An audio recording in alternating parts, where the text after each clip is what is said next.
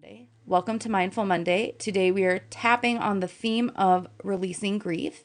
So if you are all set, go ahead and start tapping.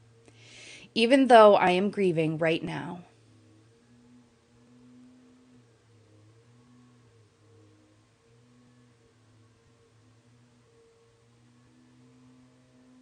I choose to show respect and compassion to myself.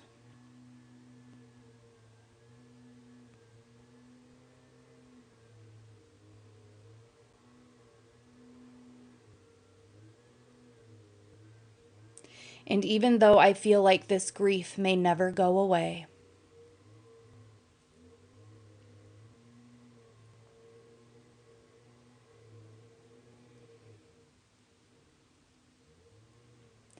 I choose to completely love and accept myself.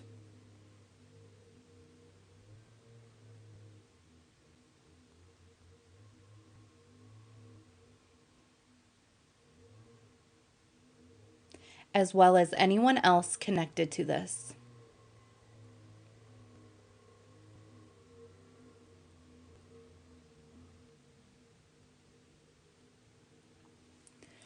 All this grief,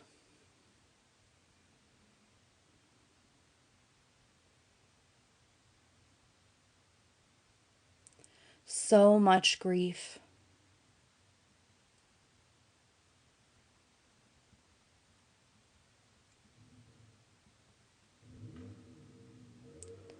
Why does everything feel so heavy?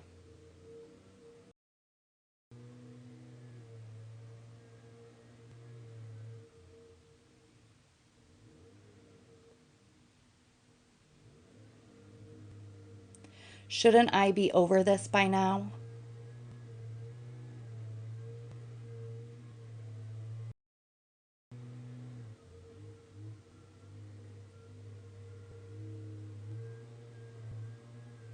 I'm so tired of carrying all this grief.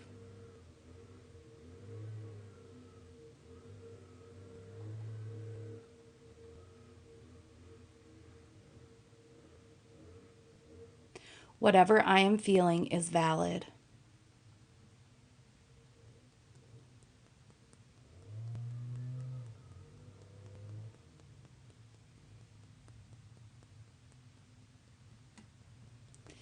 It is safe and easy for me to process my emotions.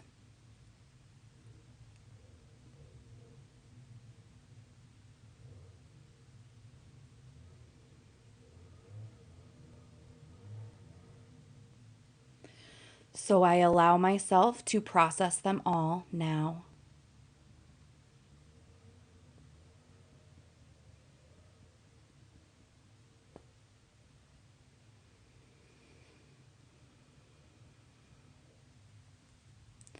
The truth is, grief has no timeline.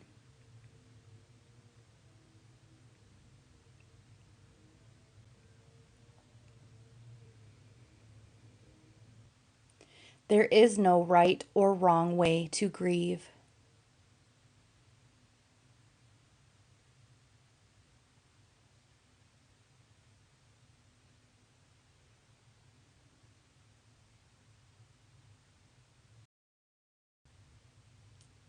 So I give myself permission to grieve however I need to.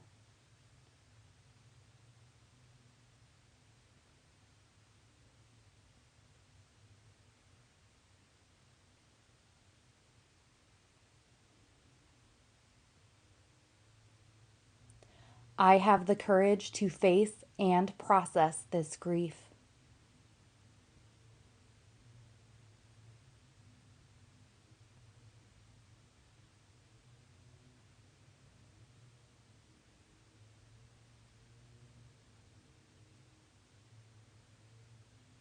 And I know I am capable of feeling peace after this grief.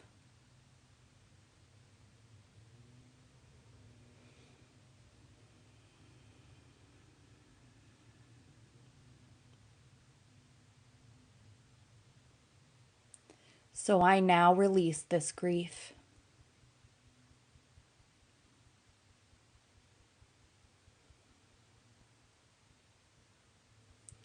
I allow myself to process this grief and let it go with love.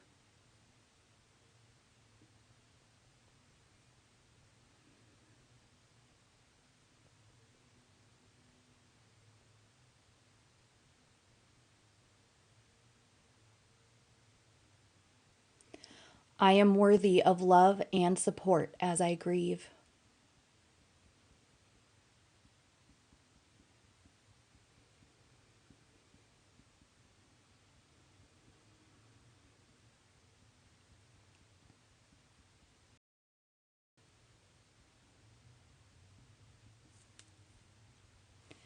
And I am surrounded by support of all kinds as I grieve.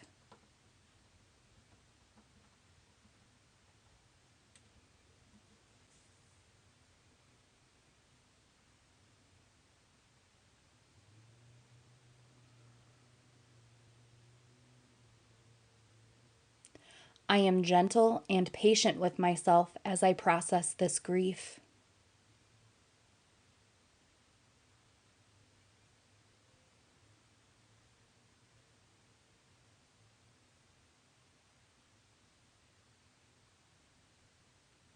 I do not need to pressure myself to grieve faster.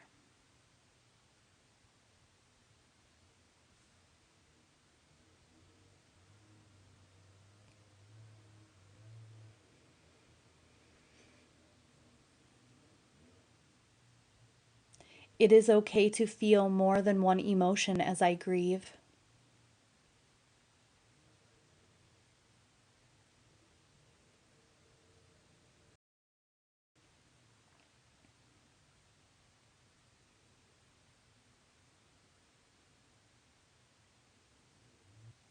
It is okay to cry because tears are normal and healthy.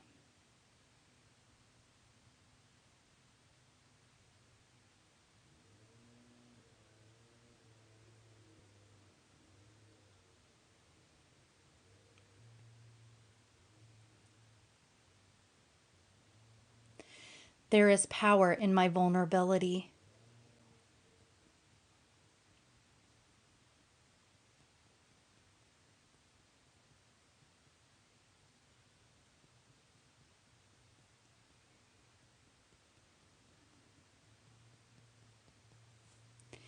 Even though I have lost something, I have not lost everything.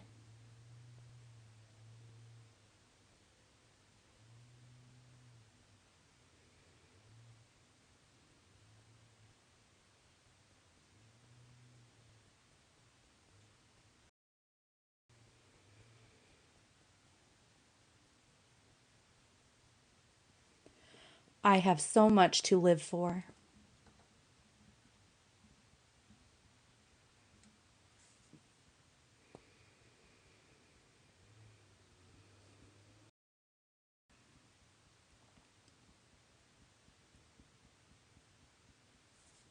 I may not understand why this is happening right now, and that is okay.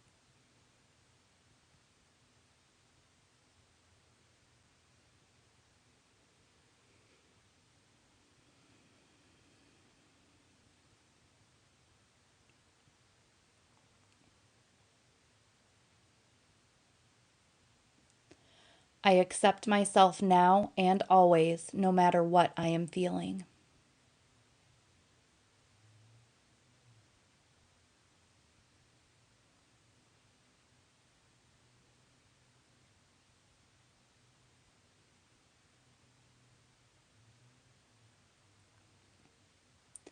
I now let go of any resistance I have to this grief.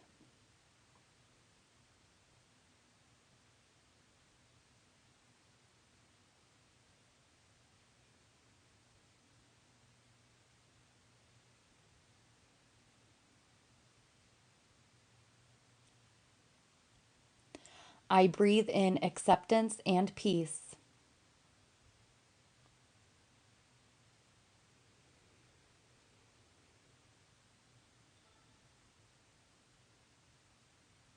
I exhale grief and hurt.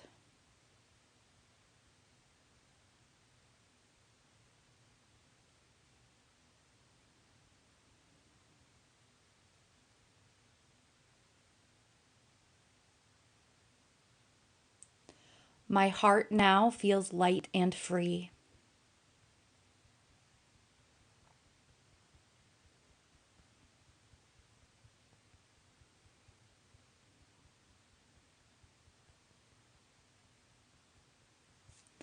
I am grateful to be free from the grief that I was carrying.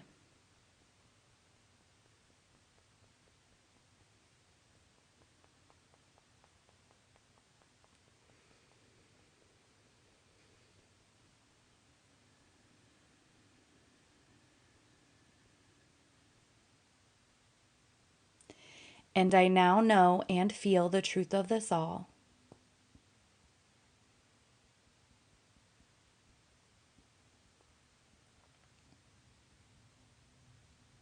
Mind, body, and soul.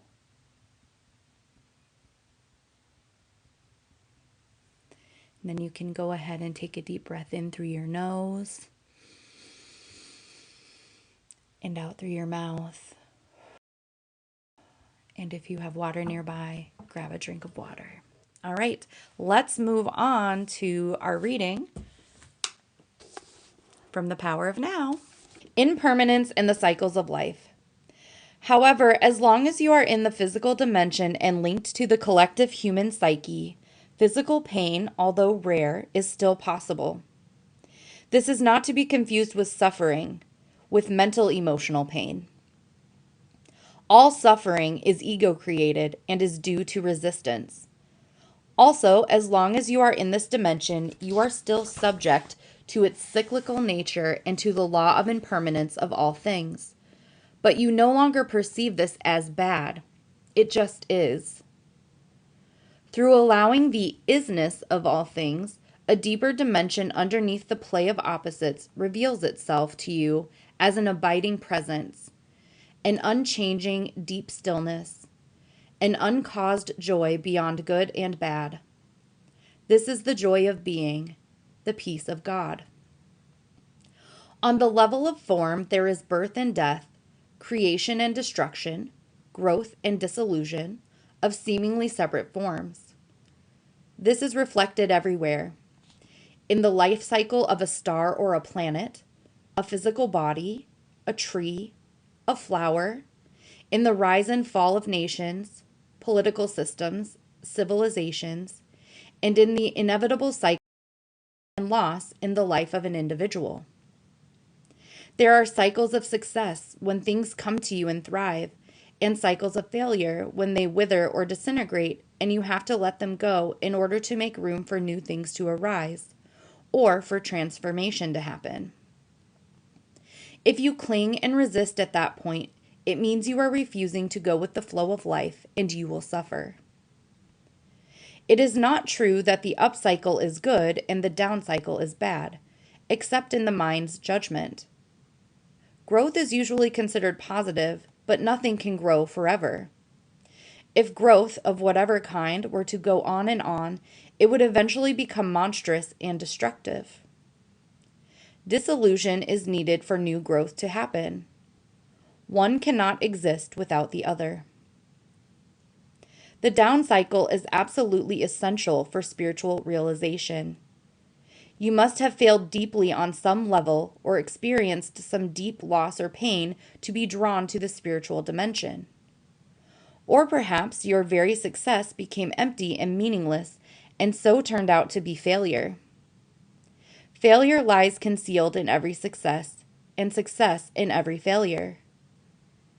In this world, which is to say on the level of form, everybody fails sooner or later, of course, and every achievement eventually comes to naught. All forms are impermanent. You can still be active and enjoy manifesting and creating new forms in circumstances, but you won't be identified with them. You do not need them to give you a sense of self. They are not your life, only your life situation. Your physical energy is also subject to cycles. It will not always be at a peak. There will be times of low as well as high energy. There will be periods when you are highly active and creative, but there may also be times when everything seems stagnant, when it seems that you are not getting anywhere. not achieving anything. A cycle can last for anything from a few hours to a few years.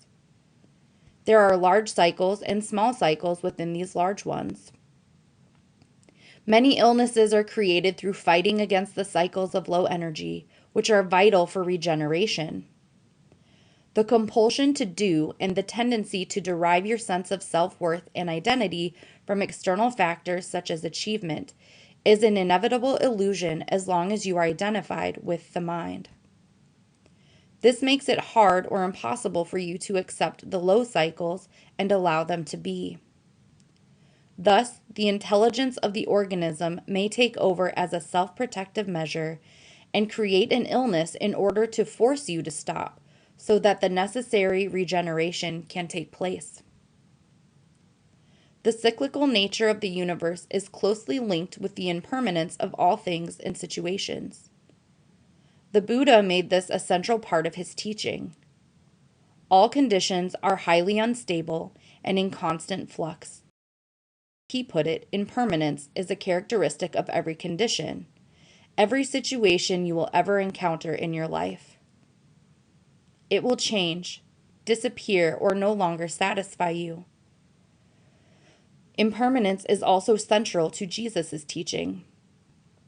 Do not lay up for yourselves treasures on earth, where moth and rust consume and where thieves break in and steal. As long as a condition is judged as good by your mind, whether it be a relationship, a possession, a social role, a place, or your physical body, the mind attaches itself to it and identifies with it. It makes you happy, makes you feel good about it, and it may become part of who you are or think you are. But nothing lasts in this dimension where moth and rust consume. Either it ends or it changes, or it may undergo a polarity shift. The same condition that was good yesterday or last year has suddenly or gradually turned into bad. The same condition that made you happy then makes you unhappy. The prosperity of today becomes the empty consumerism of tomorrow.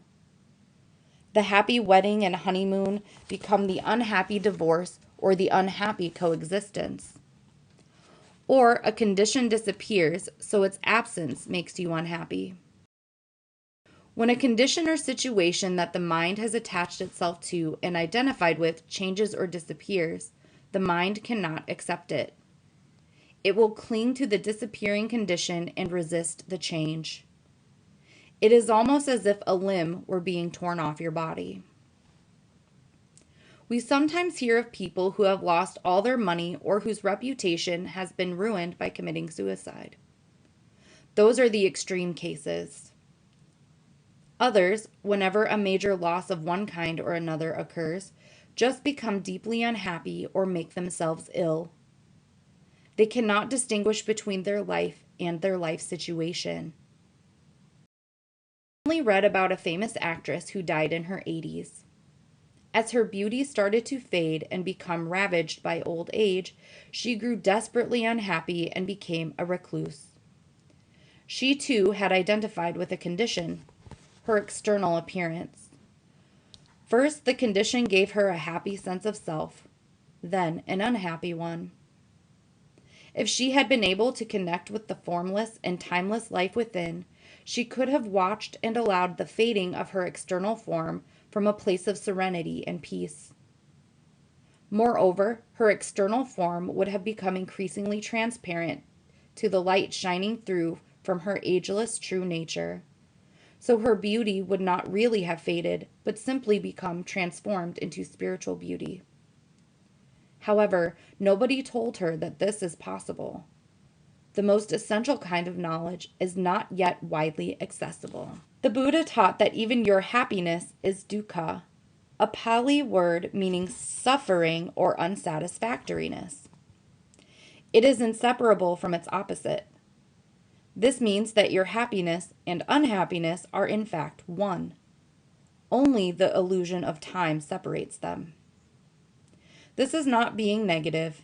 It is simply recognizing the nature of things so that you don't pursue an illusion for the rest of your life. Nor is it saying that you should no longer appreciate pleasant or beautiful things but to seek something through them that they cannot give. An identity, a sense of permanency and fulfillment, is a recipe for frustration and suffering. The whole advertising industry and consumer society would collapse if people became enlightened and no longer sought to find their identity through things. The more you seek happiness in this way, the more it will elude you. Nothing out there will ever satisfy you except temporarily and superficially. But you may need to experience many disillusionments before you realize that truth. Things and conditions can give you pleasure, but they will also give you pain. Things and conditions can give you pleasure, but they cannot give you joy. Nothing can give you joy. Joy is uncaused and arises from within as the joy of being. It is an essential part of the inner state of peace, the state that has been called the peace of God. It is your natural state, not something that you need to work hard for or struggle to attain. Many people never realize that there can be no salvation in anything they do, possess, or attain. Those who do realize it often become world-weary and depressed. If nothing can give you true fulfillment, what is there left to strive for? What is the point in anything? The Old Testament prophet must have arrived at such a realization when he wrote, "I have seen everything that is done under the sun, and behold, all is vanity and a striving after wind."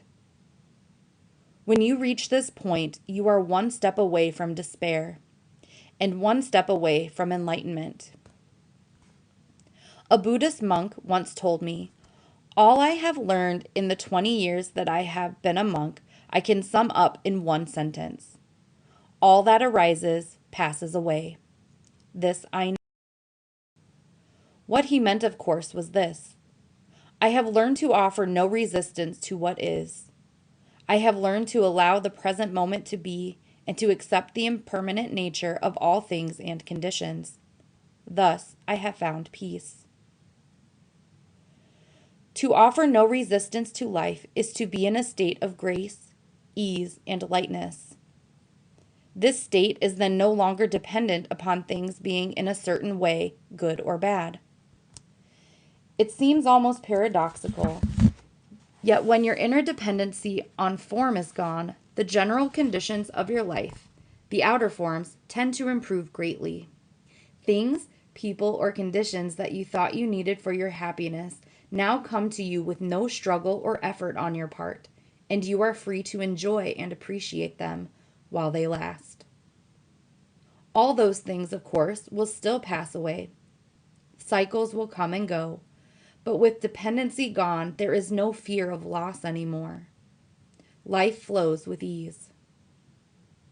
The happiness that is derived from some secondary source is never very deep. It is only a pale reflection of the joy of being, the vibrant peace that you find within as you enter the state of non-resistance. Being takes you beyond the polar opposites of the mind and frees you from dependency on form. Even if everything were to collapse and crumble all around you, you would still feel a deep inner core of peace. You may not be happy, but you will be at peace. Using and relinquishing negativity.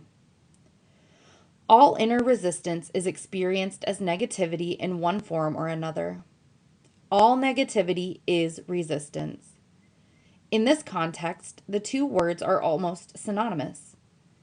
Negativity ranges from or impatience to fierce anger, from a depressed mood or sullen resentment to suicidal despair. Sometimes the resistance triggers the emotional pain body, in which case even a minor situation may produce intense negativity, such as anger, depression, or deep grief. The ego believes that through negativity it can manipulate reality and get what it wants.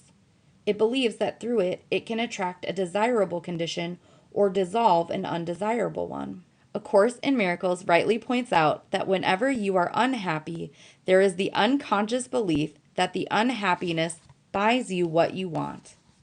If you, the mind, did not believe that unhappiness works, why would you create it? The fact is, of course, that negativity does not work. Instead of attracting a desirable condition, it stops it from arising. Instead of dissolving an undesirable one, it keeps it in place. Its only useful function is that it strengthens the ego, and that is why the ego loves it. Once you have identified with some forms of negativity, you do not want to let go, and on a deeply unconscious level, you do not want positive change. It would threaten your identity as a depressed, angry, or hard done by person. You will then ignore, deny, or sabotage the positive in your life. This is a common phenomenon. It is also insane. Negativity is totally unnatural. It is a psychic pollutant, and there is a deep link between the poisoning and destruction of nature and the vast negativity that has accumulated in the collective human psyche.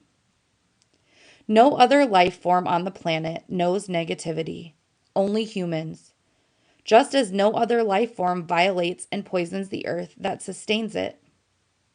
Have you ever seen an unhappy flower or a stressed oak tree?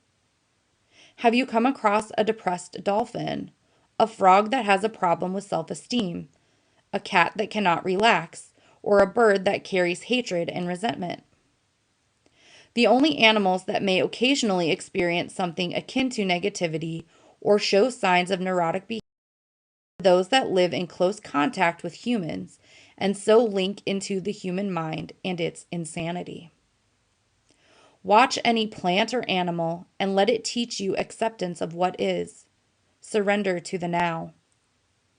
Let it teach you being. Let it teach you integrity, which means to be one, to be yourself, to be real.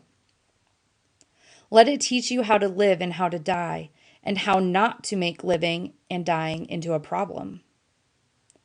I have lived with several Zen masters, all of them cats. Even ducks have taught me important spiritual lessons. Just watching them as a meditation. They float along, at ease with themselves, totally present in the now, dignified and perfect as only a mindless creature can be.